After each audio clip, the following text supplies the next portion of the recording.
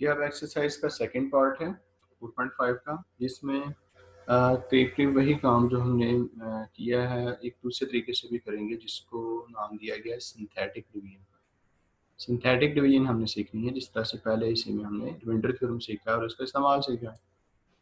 तो जो synthetic division है ये इस चीज़ के लिए इस्तेमाल करते हैं कि कोई एक वैल्यू किसी इक्वेशन का सॉल्यूशन या रूट है या नहीं। मिसाल के तौर पे यहाँ पे एक इक्वेशन दी गई है x³ - 7x + 6 = 0, और ज़ाहिर है कि हाँ इस तरह की इक्वेशन के रूट्स होते हैं, सॉल्यूशंस होते हैं, यानी कि x की कुछ वैल्यूज होती हैं जो इस इक्वेशन को सेटिस्फाई करती हैं। वो वैल्यूज़ अगर हमने टेस्ट करनी है, चेक करनी है कि ये वाली वैल्यू इस इक्वेशन का सॉल्यूशन है या नहीं है, तो उसके लिए सिंथेटिक डिवीजन यूज़ करते हैं। कह रहा है कि use synthetic division to show that x is the solution of the polynomial equation कहना चाहिए।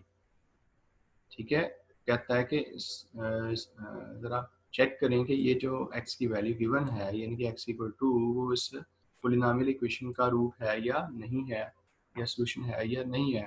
और फिर वो मजीद कहता है कि ये जो लेफ्ट साइड पे दिया गया पॉलिनोमियल है ना, इसको आप फैक्टराइज भी करें। सारे x³ वाला है ना, तो इसकी मे भी कि फैक्टराइजेशन होती हो ज़्यादा से ज़्यादा लीनियर फैक्टर्स में। तो ये हमने करना। देखिए क्या करेंगे कि ये जो पॉलिनोमियल आपने लिखा है ना p(x) x³,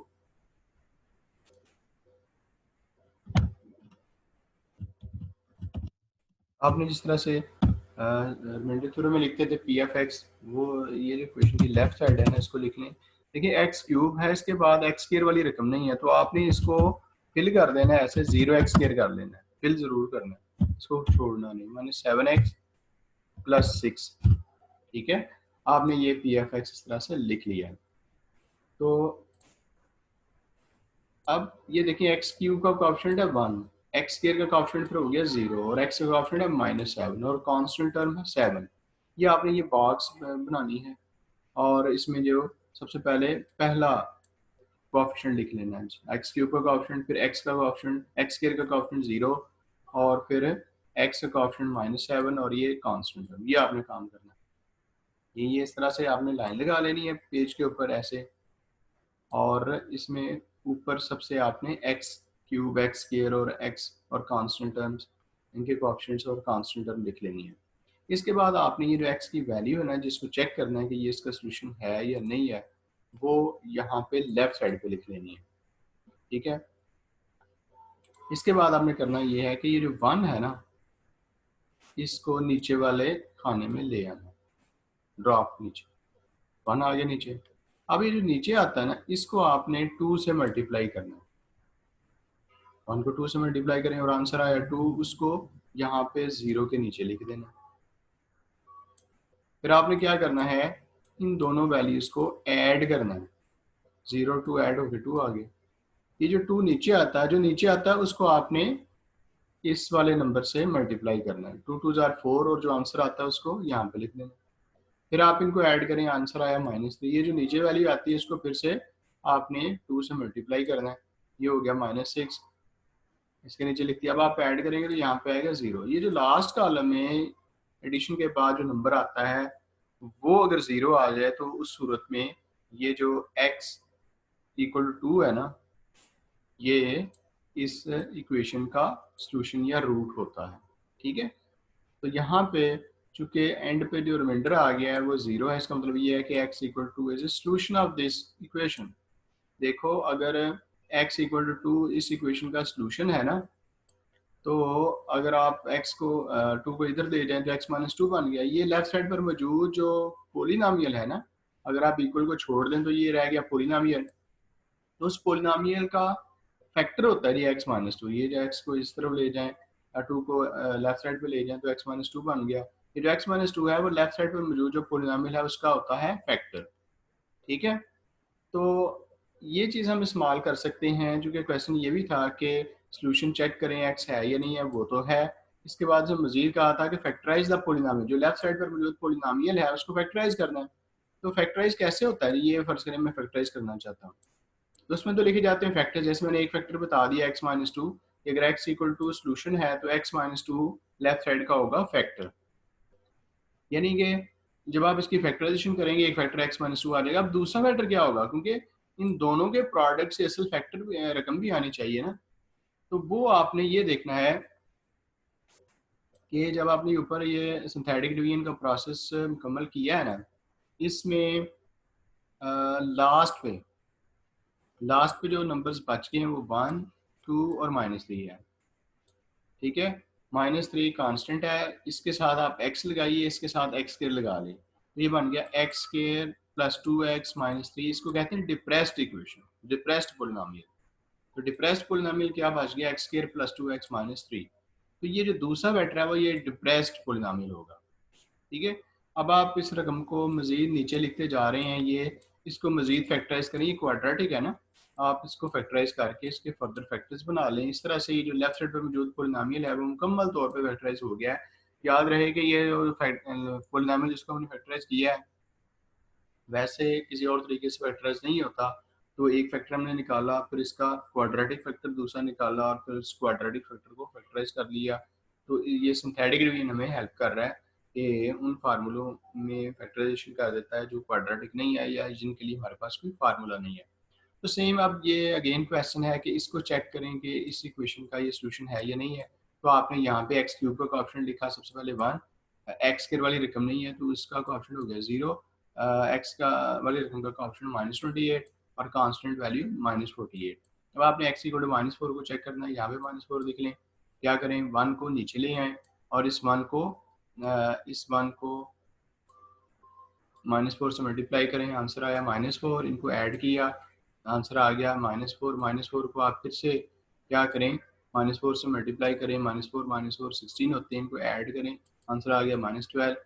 इसको फिर -12 4 से ज़रब दें 48, तो 0 आ गया। इसका मतलब ये हुआ कि x इक्वल टू -4 इसका सोल्यूशन है और x प्लस 4 इस लेफ्ट साइड का पोलिनोमियल का फैक्टर भी है। तो अब आप फैक्टराइज करेंगे इसको मज़ीद।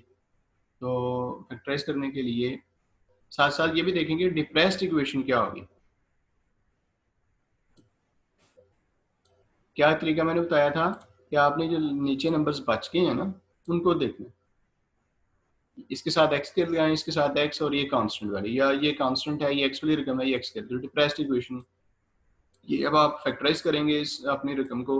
ये पहला फैक्टर, दूसरा फैक्टर डिप्रेस्ड फैक्टर है। अब आप इसको क्वाड्रेटिक है, इसकी फर्दर फैक्टराइजेशन करें। तो उम्मीद है आपको इसकी समझ आई है। अब ये जो पोलिनोमियल है ये x4 वाला है, इसकी 4 वैल्यूज होंगी, तो 2 वैल्यूज ने दे दी हैं, कहता है चेक करो ये इसके सोल्यूशन है या नहीं। तो आपने सबसे पहले x4 का कोएफिशिएंट लिखा 2 और x क्यूब का है 7, ये आपको नजर आ रहा है। इसके बाद ये एक्स स्क्वायर का -4 और इसी तरह से x का -27 और लास्ट पे कांस्टेंट वैल्यू -8। अब आपने ये दो वैल्यूज को देखना है कि इसके सोल्यूशन है। तो आइए सबसे पहले फर्स्ट वैल्यू रखें ना, ये 2 को आपने नीचे ले लिया, 2 को 2 से मल्टीप्लाई करें, 4 आता है, 4 को इधर देखें, इनको ऐड करें, 11 बन गया। 11 को 2 से मल्टीप्लाई करें, 22 बन गया, इसके नीचे लिखें, ऐड करें 18, 18 को 2 से मल्टीप्लाई करें 36, 36 और -27 को ऐड करें 9, 9 को 2 से मल्टीप्लाई करें 18 और ये 0 आ गया। इसका मतलब ये हुआ कि ये इसका सोल्यूशन है कौन सा, x इक्वल टू 2। अब दूसरा जो चेक करना है उसके लिए अलग से दोबारा टेबल नहीं बनाना, बल्कि यहीं से आपने ये समझना है कि देखो यहां से आपने इसको आगे बढ़ा लेना। ये जो नीचे नंबर्स आए हैं ना इनके पैरेलल आपने x की अदर वैल्यू लिख लेनी है -3 और इस पे ये सिंथेटिक डिवीजन का प्रोसेस मुकम्मल करना है। कैसे कि ये आपने 2 को नीचे उतार दिया, 2 आ गया, 2 को -3 से मल्टीप्लाई किया, ये आ गया जी -6 और ऐड किया तो 5, 5 को आपने मल्टीप्लाई किया -3 से, फिर -15 ऐड किया तो 3, 3 को -3 से मल्टीप्लाई किया -9, आंसर आ गया 0। ये रिमाइंडर 0 आ गया। इसका मतलब ये है यहीं से आपने दूसरी वैल्यू को भी टेस्ट कर दिया। इसका मतलब ये है अब जो डिप्रेस्ड इक्वेशन नीचे बच गई और रह गई है वो ये आपके सामने है 2, 3, 5, ये एक्स के वाली रकम, ये एक्स वाली और ये कांस्टेंट वैल्यू। तो अब आपने डिप्रेस्ड इक्वेशन भी लिख ली। अब आपने फैक्टराइज करना है जी। फैक्टराइज कैसे होता है, फैक्टर्स पहले फैक्टर देखो ना, x इक्वल टू रूट आ गया, x इक्वल टू -3 रूट आ गया, तो x -2 फैक्टर बन गया, x + 3 फैक्टर बन गया और ये डिप्रेस्ड इक्वेशन, इसको आप फर्दर फैक्टराइज करें और सॉल्व करें। अच्छा, यहाँ पे ये लास्ट टू काफ़ी इंपॉर्टेंट क्वेश्चन है। कहता है use synthetic division to find the values of p and q. P और क्यू की वैल्यू फाइंड करें जबकि x+1 और x-2 फैक्टर्स हैं। देखो, अगर x+1 फैक्टर है तो इसका मतलब है x इक्वल टू -1, इसको जीरो के इक्वल पुट करें, x की वैल्यू निकालें तो वो सोल्यूशन होगा। x-2 फैक्टर है तो x equal to x-2 factor है तो x इक्वल टू सोल्यूशन होगा इस पोलिनोमियल इक्वेशन का ये। तो सिंथेटिक डिवीजन करने के लिए क्या करना होता है कि आपने x cube, x square, x वगैरह के कोएफिशिएंट लिखने होते हैं। तो एक्स क्यूब का कोएफिशिएंट है 1, वो लिखा। एक्स स्क्वायर का कोएफिशिएंट आपको नजर आ रहा है कि वो p है, वो लिखा। देन एक्स का कोएफिशिएंट q है और कांस्टेंट वैल्यू 6 है। ठीक है, तो आप चूंकि x+1 फैक्टर है तो x इक्वल टू -1 हो गया रूट, तो ये यहाँ पे लिखेंगे। आप देखो ना, ये प्रूव नहीं करना कि ये रूट है, बल्कि आपने इसका इस्तेमाल करना है, जो कि उसने खुद बोला है कि ये x+1 और x-2 फैक्टर्स हैं, तो फैक्टर्स से रूट्स निकलते हैं। तो ये जो वैल्यू लिखी है अब लाजमी तौर पर रूट है। अगर ये रूट है तो एंड पर रिमाइंडर हमारा क्या आना चाहिए, 0 आना चाहिए। बहरहाल आप सिंथेटिक डिवीजन का प्रोसेस कंप्लीट करें। ये इस वन को नीचे ले आए, 1 को -1 से मल्टीप्लाई करें, -1 हो गया। अब -1 और p को ऐड करोगे तो ये ऐसे ही आएगा p-1। अब p-1 को -1 से ज़रब देनी है। देखो ना, -1 को p-1 से ज़रब दे, minus into p minus p, minus minus plus ये आ। अब इसको ऐड करो, -p + q + 1 बनता है। अब इसको फिर से माइनस से ज़रब देनी है, -1 से। -1 से ज़रब दोगे तो इसका सिर्फ साइन चेंज होगा, ये बन जाएगा p - q - 1। अब आप इन दोनों को ऐड करो तो आएगा p - q + 5।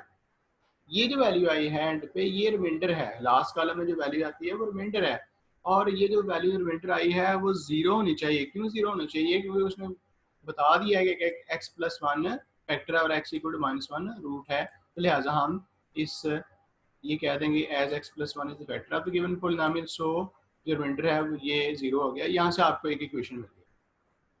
ठीक है जी, ओके। अब ऐसा करते हैं कि ये जो डिप्रेस्ड वैल्यूज आई हैं इनको दोबारा लिखते हैं। ये तो 0 हो गई ना, इनको दोबारा से लिखते हैं 1 p-1 माइनस p + q + 1।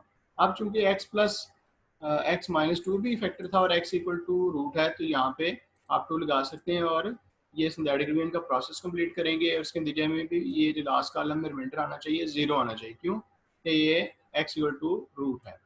तो आपने किया गया कि ये 1 को नीचे उतार दिया, ये 0 लिखने की ज़रूरत नहीं थी। अब 1 और 2 को मल्टीप्लाई, ये 2 बन गए, इनको ऐड करें p+1, अब p+1 को 2 से ज़रब दिया, बन गया 2p+2। अब 2p - p हो गया p + q + 3, ये रिमाइंडर आ गया। चूँकि रूट है x इक्वल टू, तो लिहाजा ये जो रिमाइंडर है ये 0 के इक्वल होना चाहिए। तो आपको 2 इक्वेशंस पे मिल गई हैं। एक इक्वेशन ये है, एक इक्वेशन ये है। आप उन दोनों को ऐड करो या माइनस करो। ठीक है, अगर माइनस करोगे या तो साइन चेंज हो जाएंगे। बआसानी आप इनको ऐड और माइनस करके यहाँ से पी और की पी और क्यू की वैल्यूज फाइंड कर सकते हैं। ठीक है, और अब ये लास्ट क्वेश्चन है, इसमें भी उसने बोल दिया है कि ए और बी की वैल्यू फाइंड करो जबकि -2 और +2 इसके रूट्स हैं। ठीक है, किसके? इसके। अब यहाँ पे उसने ये नहीं बोला कि आप सिंथेटिक डिवीजन लगाओ या रिमाइंडर थ्योरम, तो आप रिमाइंडर थ्योरम से करने जा रहे हैं, जिसमें क्या करते हैं p(x) लेट करते हैं। अब आपने चूँकि +2 और -2 रूट हैं, तो आप इसमें पुट करेंगे p(x) में x या 2, तो जो आंसर आएगा वो असल में रिमाइंडर होता है।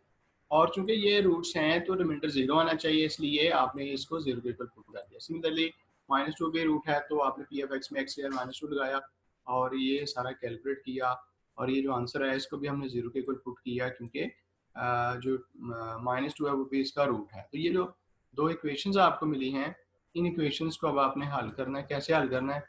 आप ऐड करोगे तो देखें -2a और +2a कैंसिल हो जाएंगे। आप अपने ही तरीके से ऐड कर सकते हैं, ज़रूरी नहीं कि आप इसको फॉलो करें। तो एक रकम कट जाएगी, जैसे -2a + 2 -2b -32 = 0। यहाँ से b की वैल्यू है, b की वैल्यू तो उस इक्वेशन में पुट करके a की वैल्यू भी फाइंड करें। तो ये था अभी हमारी एक्सरसाइज 4.5 का सारा काम।